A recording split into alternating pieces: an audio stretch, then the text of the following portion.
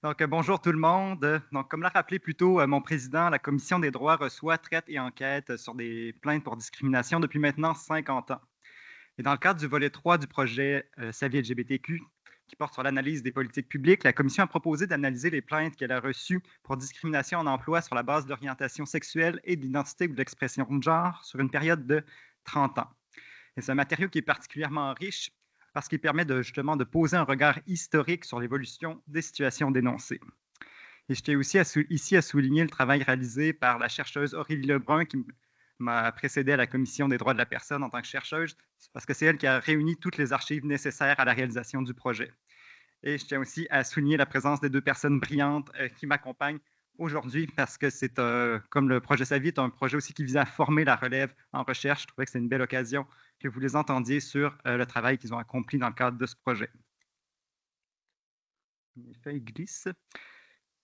Donc, avant d'aller plus loin, je tiens à préciser que c'est toujours des résultats préliminaires. Donc, comme les analyses ne sont pas entièrement complétées, c'est possible que certains résultats continuent d'évoluer légèrement et vos commentaires et vos questions vont nous permettre justement de bonifier les analyses le cas échéant. C'est pourquoi je vais vous inviter à vous référer au rapport final lorsqu'il sera publié au cours de l'année prochaine. D'abord, pourquoi s'intéresser au travail? Donc, première raison, si la commission s'intéresse au travail, comme vous en doutez, c'est parce que les droits des personnes LGBTQ sont aussi garantis par la Charte au travail, comme à toute autre personne d'ailleurs. Donc, en plus des droits fondamentaux comme le droit à la sûreté, à l'intégrité, à la liberté d'expression, à la sauvegarde de sa dignité, le droit au respect de sa vie privée, ces droits sont garantis, la Charte garantit la reconnaissance et l'exercice de ces droits en toute égalité et sans discrimination. La Charte interdit aussi le harcèlement discriminatoire au travail et la discrimination dans différents domaines de la vie des personnes, dont plusieurs dimensions de l'emploi, que ce soit l'embauche, la promotion ou les conditions de travail. Et se référer au cadre de la Charte est important pour la Commission dans la mesure où ça pose que l'inclusion des personnes LGBTQ+ au travail, ce n'est pas seulement une visée souhaitable ou une question de bonne intention, c'est une question de droit, d'obligation et de responsabilité qu'on a les uns envers les autres, mais surtout une responsabilité et une obligation qu'ont les employeurs d'assurer des environnements de travail respectueux des droits et exempts de discrimination. Deuxième raison de s'intéresser au travail, c'est parce qu'il occupe une place majeure dans la vie des personnes. La jurisprudence le reconnaît d'ailleurs, c'est un des aspects les plus fondamentaux de la vie d'une personne parce qu'il permet de subvenir à ses besoins financiers et de jouer un rôle utile dans la société. Et dans son rapport de 2007 sur l'homophobie, la Commission avait aussi insisté sur le fait que les milieux de travail sont des lieux de sociabilité, d'entraide et de soutien social. Bref, l'exclusion au travail est susceptible d'affecter la vie d'une personne sur de multiples plans, y compris dans son identité sociale. Troisième raison de s'intéresser au travail, c'est parce que ça préoccupe les groupes de personnes concernées. Il y a plusieurs groupes et organismes LGBTQ+ québécois et canadiens, dont plusieurs présents aujourd'hui, qui se sont intéressés à la question au fil des ans, soit dans une perspective de sensibilisation ou de recherche. On peut mentionner la Fondation Émergence, Aide aux trans du Québec, le GRI Montréal, la Coalition des familles LGBT, Fierté au travail Canada, Égal Canada, des syndicats et le Fonds Purge LGBT. Et à ce sujet, je tiens à mentionner que la reconnaissance de la purge LGBT a marqué un tournant majeur dans la reconnaissance de la discrimination systémique en emploi au Canada envers les personnes LGBTQ. Des années 1950 à 1990, les personnes LGBT ont fait l'objet de discrimination et de harcèlement dans la fonction publique fédérale, les forces armées canadiennes et la gendarmerie royale. Un grand nombre d'entre elles ont été renvoyées, soi-disant pour des raisons de sécurité nationale. Malgré cette effervescence autour de la question de l'emploi, plusieurs constatent toujours le manque ou le peu de données disponibles sur la situation en emploi des personnes LGBTQ+ au Québec et au Canada, même s'il y a plusieurs recherches plus récentes qui visent à en recueillir davantage, dont le projet Sa vie. Et donc, la Commission, par son projet, vise à contribuer à cet effort. Quatrième raison, qui est assez simple, c'est aussi le secteur dans lequel la Commission reçoit le plus de plaintes pour discrimination. Et c'est vrai de façon générale. Donc, historiquement, 46% des plaintes qu'elle a reçues, tous motifs confondus, viennent du secteur du travail. Pour les deux motifs étudiés, on est à 42%. Si on ventile pour orientation sexuelle et identité ou expression de genre, on voit que le travail arrive en premier pour l'orientation sexuelle à 45%, tandis que pour l'identité ou expression de genre, il arrive en deuxième à 30%, donc quand même près du tiers des plaintes. Et ça s'explique pour des facteurs qui sont des spécificités qui sont propres à la transition de genre, parce qu'il y a plus de plaintes de personnes trans et non-binaires qui concernent la mention du sexe ou les services de santé, ce qui fait que les actes juridiques, biens et services arrivent en premier à 40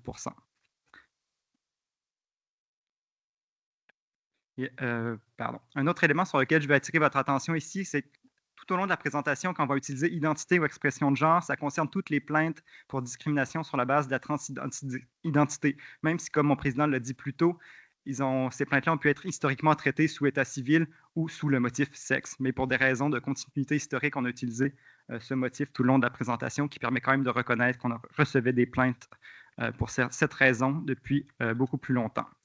Donc, ces 4 raisons-là ont amené la Commission à se pencher sur la question du travail, mais aussi ont incité la Commission à recommander au comité de sages sur l'identité de genre de se pencher sur ce secteur, même s'il ne figure pas explicitement dans son mandat, justement parce qu'on pensait qu'il y avait des bonnes raisons de s'y pencher.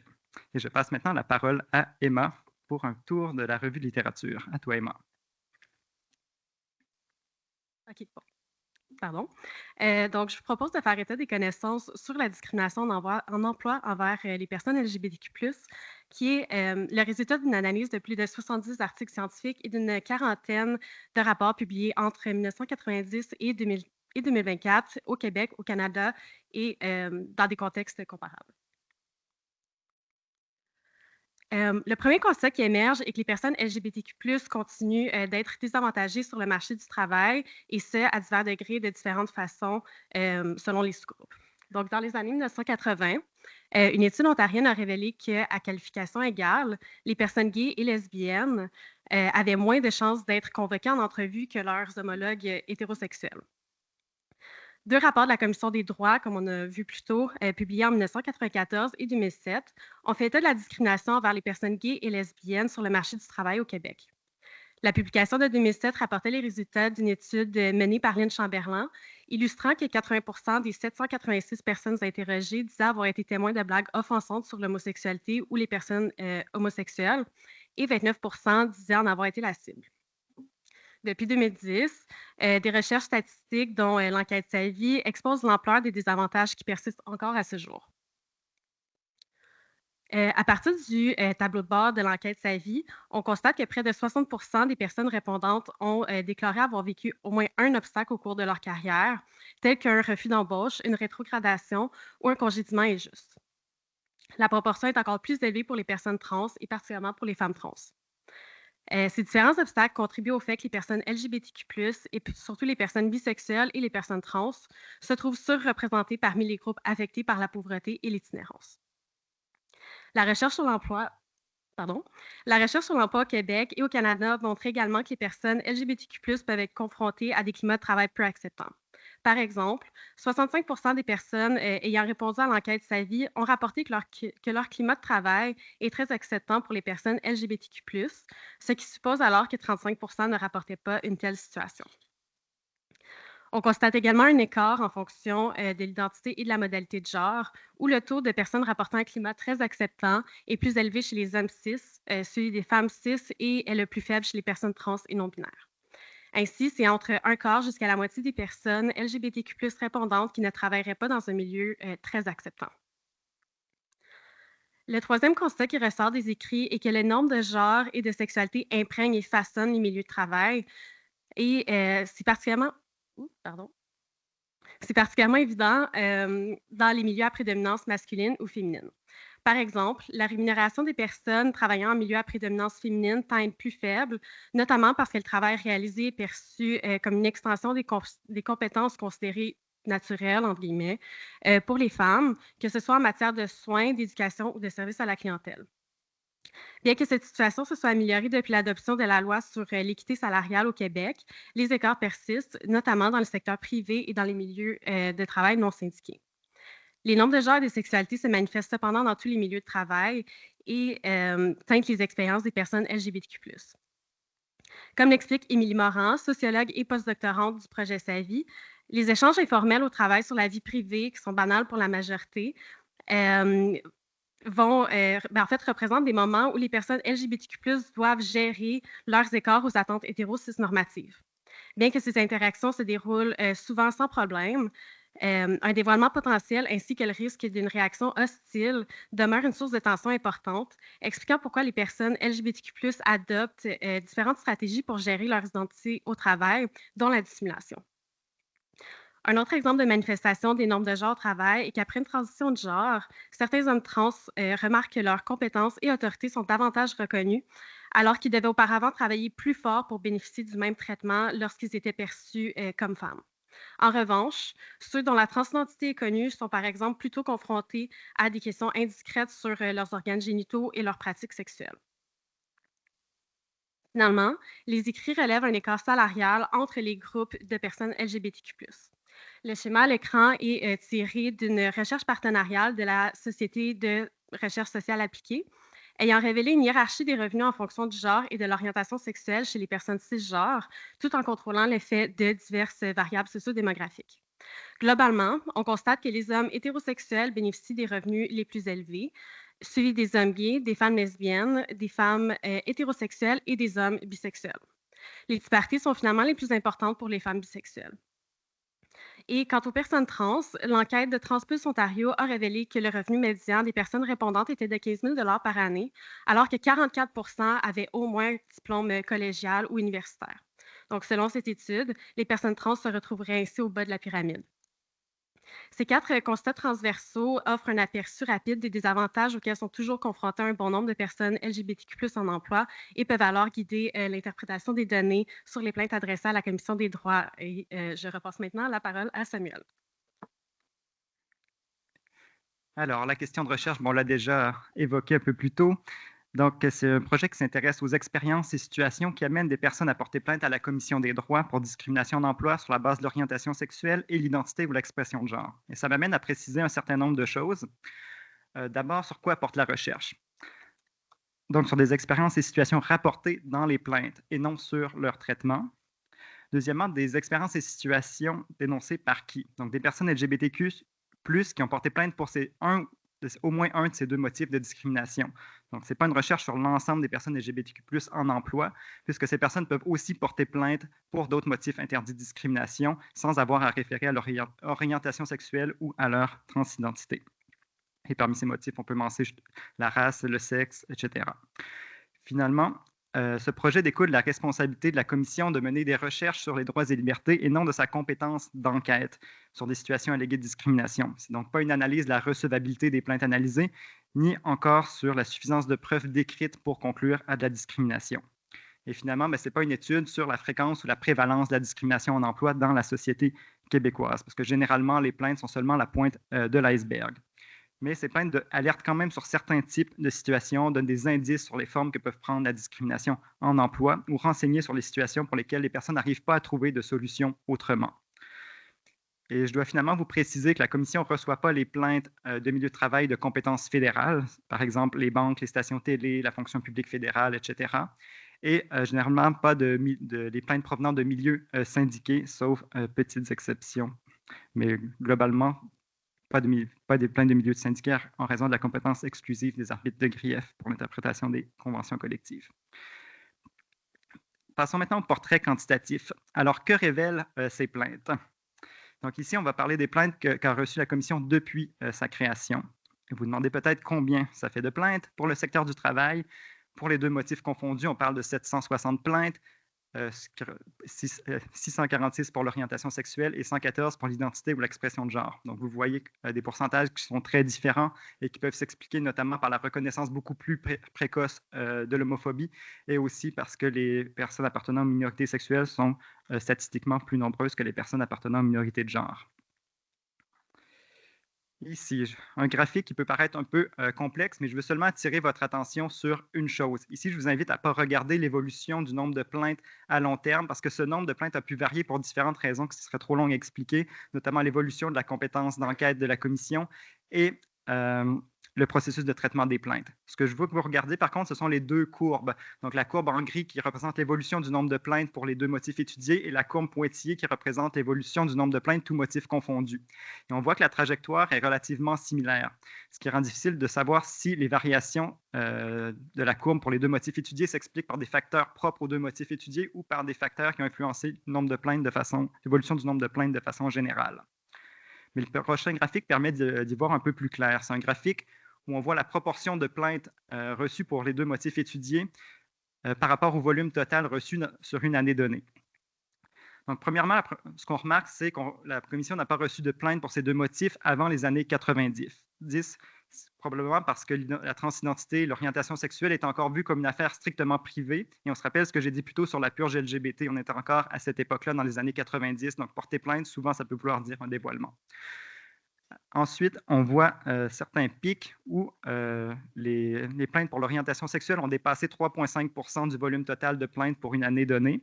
Donc, on voit en 1995, donc juste après la publication du rapport de la Commission sur la violence envers les gays et lesbiennes, et on voit une légère augmentation qui mène jusqu'à 94-95, qui est la période de mobilisation sociale et de consultation préalable, où on a parlé beaucoup de la question. Ensuite, on voit 2001, qui est la période une date au cœur de la période de reconnaissance juridique des conjoints de même sexe. Et il y a plusieurs, justement, plaintes qui portaient sur cette question-là à cette époque. Et finalement, autour de 2010, qui est l'année qui a suivi le dévoilement de la politique nationale de lutte contre l'homophobie. Pour ce qui est de l'identité de genre, on voit que ça commence à décoller au début des années 2010, mais surtout, effectivement, à partir de 2016, qui est la reconnaissance formelle du motif identité ou expression de genre qui a donné, disons, plus de visibilité à ce recours que pouvait être le motif sexe ou état civil. Puis globalement, on constate que le pourcentage de plaintes sur la base de l'orientation sexuelle est beaucoup plus bas depuis 2010 et qu'il y a un rééquilibrage avec l'identité ou l'expression de genre.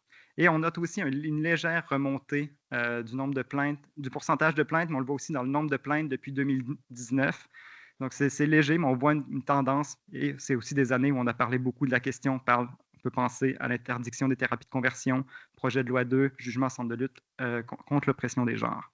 Ce qu'on peut retenir de ce graphique, c'est que plus on parle d'homophobie et de transphobie dans l'espace public, plus on porte plainte à la Commission, y compris dans le secteur du travail, ce qui tend à montrer la porosité de ce secteur avec ce qui se passe plus largement dans la société.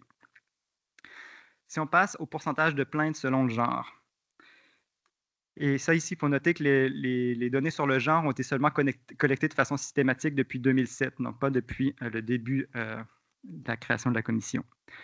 Donc, pour le total des plaintes dans le secteur du travail, on voit qu'il y a une légère surreprésentation des hommes. Pour les deux motifs étudiés, on voit que l'écart s'agrandit et on voit comment ça s'explique lorsqu'on regarde l'orientation sexuelle, l'identité ou expression de genre de façon séparée.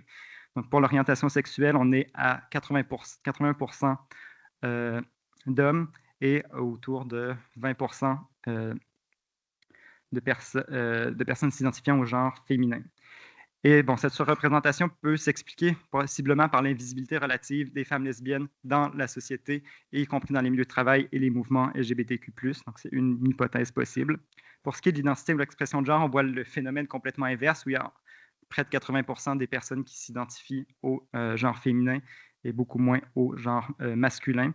Et une explication possible, encore là, c'est le fait que les femmes trans notamment sont la cible de profilage, où ils sont souvent associés à des hommes menaçant les femmes, en plus d'être soumises aux normes sexistes, par exemple sur l'apparence. On parle des caractéristiques physiques, les tenues, le timbre de la voix et au harcèlement sexuel. Et finalement, la Commission a reçu une seule plainte d'une personne non-binaire dans le secteur du travail. Donc, ce n'est pas visible ici, mais il y en a eu une. Passons maintenant au grand secteur d'activité visé par les plaintes. Donc, c'est intéressant de noter que pour les deux motifs étudiés combinés, le secteur des services représente plus de 50% des plaintes, ce qui inclut la restauration, l'hôtellerie, la culture, les soins personnels et la santé et les services sociaux. Si on y ajoute le secteur commercial, qui comprend le commerce de détail et de gros, on atteint 72%, soit près du 3/4 des plaintes, alors qu'on est à un pourcentage de 78%, tous motifs confondus. Cet écart peut s'expliquer par le fait que les personnes LGBTQ+, sont surreprésentées de façon générale dans le secteur de la vente et des services, et ça probablement en raison de la discrimination systémique. Ce sont aussi des secteurs dans lesquels les salaires sont généralement moins élevés, et on l'a vu ça aussi un peu plus tôt. Et ces personnes se retrouvent conséquemment davantage exposées à la discrimination dans ces emplois de service à la clientèle, où elles sont plus susceptibles d'être victimes de discrimination de la part de la clientèle, notamment sur la base de leur apparence et de leur expression de genre, en plus de pouvoir l'être de la part de leur employeur. Puis on l'a vu dans l'exemple du jugement dans l'affaire du bar Lucky 7 est assez parlant à cet égard. Et ça, on le voit beaucoup dans les plaintes. C'est beaucoup de plaintes de petits bars, de restaurants, de cafés, de boutiques. Donc, on voit que ça vient de beaucoup de petites entreprises de ce type. Et si on regarde plus précisément les 5 secteurs principaux concernés pour l'orientation sexuelle et l'identité ou l'expression de genre. Donc, pour l'orientation sexuelle, on voit qu'il y a 2 fois plus de plaintes concernant les restaurants et la vente de vêtements que si on compare tous motifs confondus. Et donc, encore là, des secteurs où le service à la clientèle et l'apparence est susceptible de jouer un rôle important. Ici, on voit aussi que les organismes gouvernementaux et les centres hospitaliers, mais il faut noter que c'est toutes des plaintes qui précèdent 2004. Donc, c'est la date à partir de laquelle la compétence de la commission a été recadrée et que toutes les plaintes des milieux syndiqués ont été confiées de façon exclusive aux orbites de grief. Donc là, ils sont surreprésentés, mais c'est plutôt un artefact historique. Pour l'identité ou l'expression de genre, si on compare les 5 premiers secteurs pour ce motif avec les 5 premiers secteurs pour l'ensemble des plaintes motifs confondus, le seul qui est en commun, c'est la restauration, et ici est surreprésenté. Et ce qu'on note aussi de façon assez claire, c'est que les secteurs associés, tous des secteurs associés à des revenus relativement peu élevés et souvent en contact avec la clientèle. Et je passe maintenant la parole à Martine pour l'analyse qualitative. À toi. Bonjour. Merci beaucoup, Samuel, pour m'avoir invité et aussi pour visibiliser le travail des auxiliaires de recherche. C'est très important. Aujourd'hui, je vais parler du corpus d'analyse des plaintes, la partie quali. Oui. OK. Pour l'analyse qualitative, on a trouvé plusieurs défis méthodologiques. Tout d'abord, les plaintes ne sont pas entièrement numérisées que depuis 2008. Donc, on a dû travailler avec beaucoup de plaintes papier. En même temps, il n'a pas été possible de sélectionner les plaintes de façon aléatoire parce qu'à cause de l'état d'archivage de la commission, seulement, dans les archives, seulement, on trouve des... C'est un peu bizarre, ça. On trouve seulement des plaintes fermées par décision de la commission. Mais finalement, ça a été une bonne chose parce qu'on trouve davantage d'informations sur ces plaintes-là à cause de la façon, ou grâce à la façon d'archivage de la commission. Finalement, les plaintes sur les 2 motifs, on a pu retracer ça juste en 1988. Et on a fini notre analyse en 2020, que c'était l'année de finalisation de collecte de données du projet SAVI. Donc, le corpus de plaintes, pour l'analyse qualitative, ce n'est pas représentatif, mais reste commun et fiable. Et aussi, comme vous le voyez à l'écran, on a travaillé avec les 30% des plaintes posées à la commission. Et on peut voir aussi qu'il y a un pourcentage meilleur de plaintes sur l'identité et l'expression de genre, principalement parce que ce sont des plaintes posées après 2008, que c'était l'année où le système de la commission a été complètement informatisé. Aussi, si on regarde les genres de personnes plaignantes, on voit que c'est assez similaire au corpus quantitatif que Samuel a présenté. Donc, on soutient que le corpus d'analyse quali reste fiable. Pour les motifs et orientation sexuelle, on voit que la plupart des personnes plaignantes ont été des hommes cis s'identifiant comme gays ou homosexuels, tandis que pour l'autre motif, la plupart ont été des femmes trans. Et ces femmes trans n'ont pas trouvé nécessaire de parler de leur orientation sexuelle. Par rapport au dévoilement de l'orientation sexuelle ou de la transidentité, on trouve que dans les 40% des cas, cette information n'était pas disponible sur les plaintes. Et entre 23 et 29% des cas, les personnes ont manifesté avoir volontairement dévoilé leur transidentité ou son orientation sexuelle dans le milieu du travail. Environ 20% ont raconté un dévoilement sans consentement, donc on parle de ça comme dévoilement forcé. Et enfin, plus ou moins 10% des personnes plaignantes ont seulement dévoilé leur orientation sexuelle ou leur transidentité avec quelques personnes dans le milieu du travail. Comme Samuel l'a dit, on a seulement une plainte d'une personne non-binaires. Et je voudrais aussi attirer votre attention sur les autres motifs de discrimination qu'on trouve sur les plaintes. Ce ne sont pas des motifs qui ont mené les gens à porter plainte, mais de la lecture des plaintes, on a trouvé qu'on était vraiment très important pour comprendre l'ensemble de la situation discriminatoire.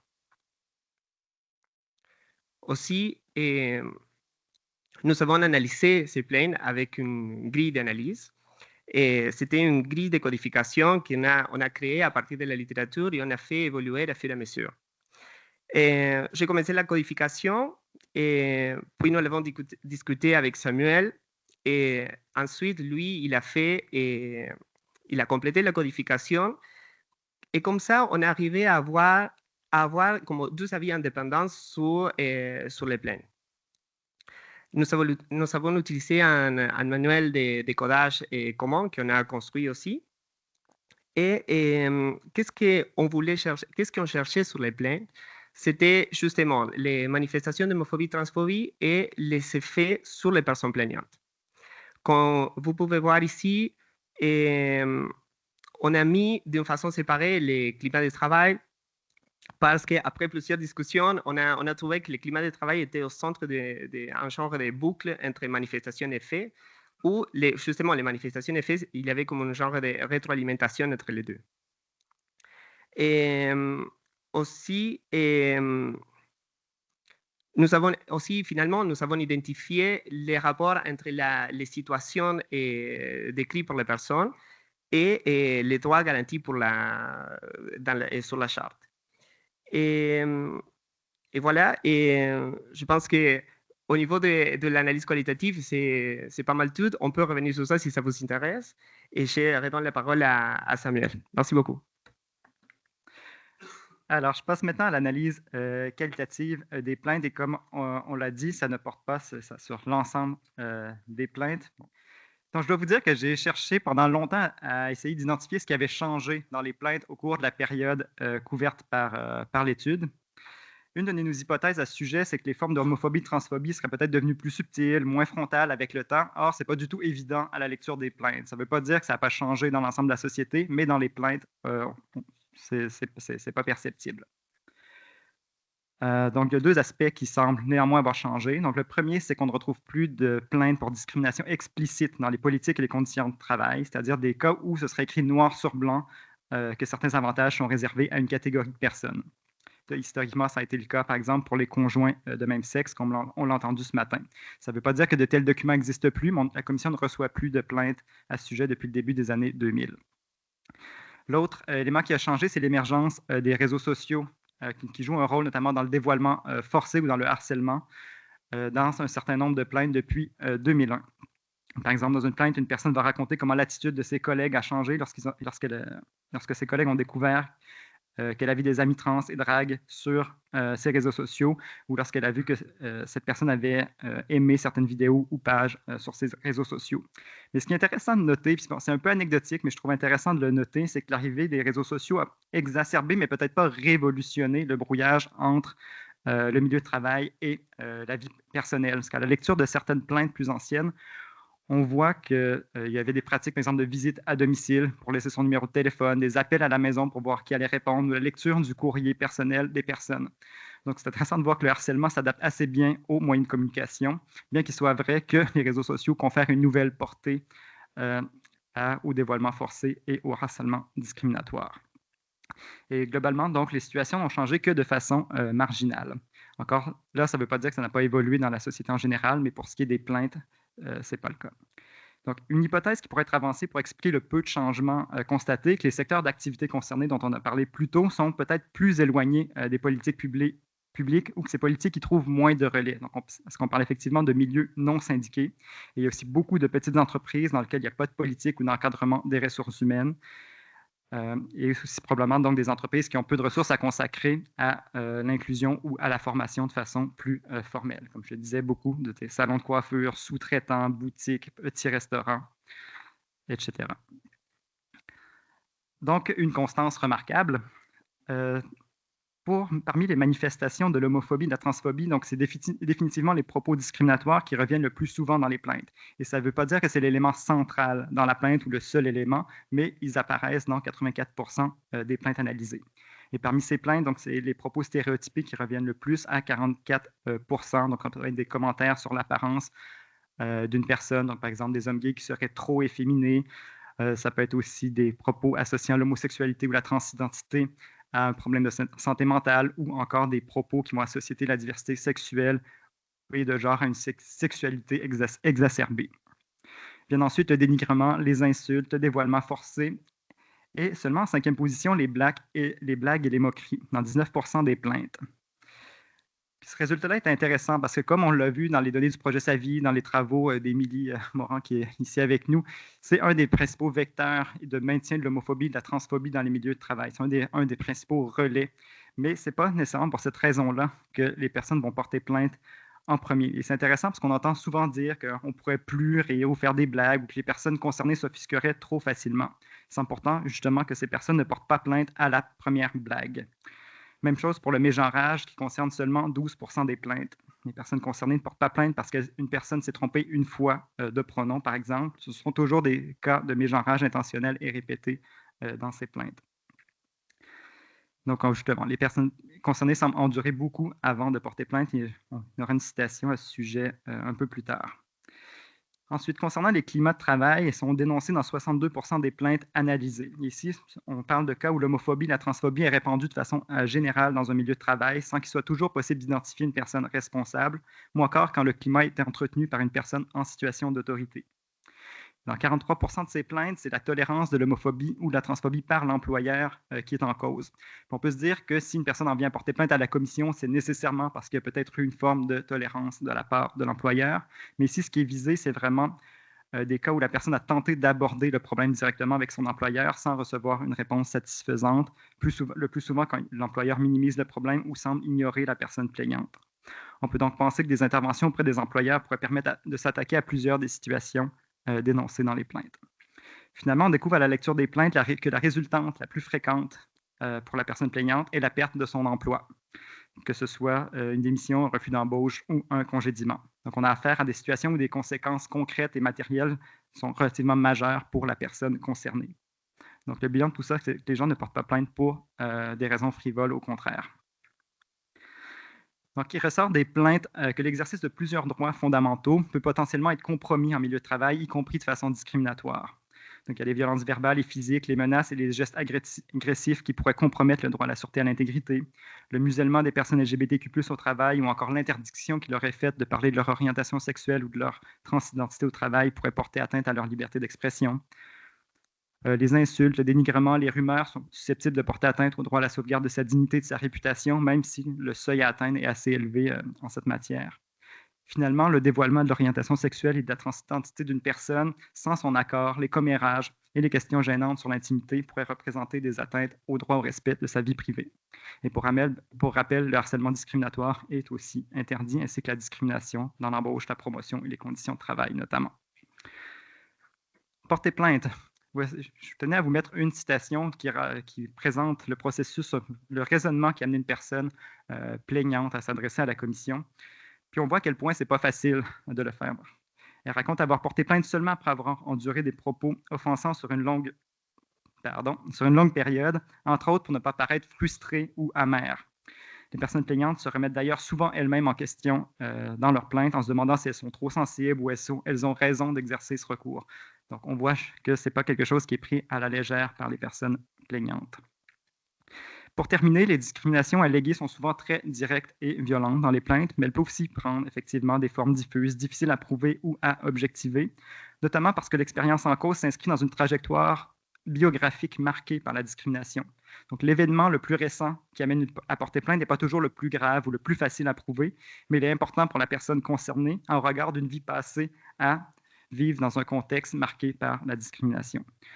Donc, l'expérience de la discrimination précède, dépasse et subsiste après les faits décrits dans les plaintes. Et la responsabilité pour la discrimination peut ainsi parfois être difficile à attribuer à une personne ou à un employeur, car elle peut prendre sa source à de multiples endroits et les effets peuvent être subis parfois en décalage.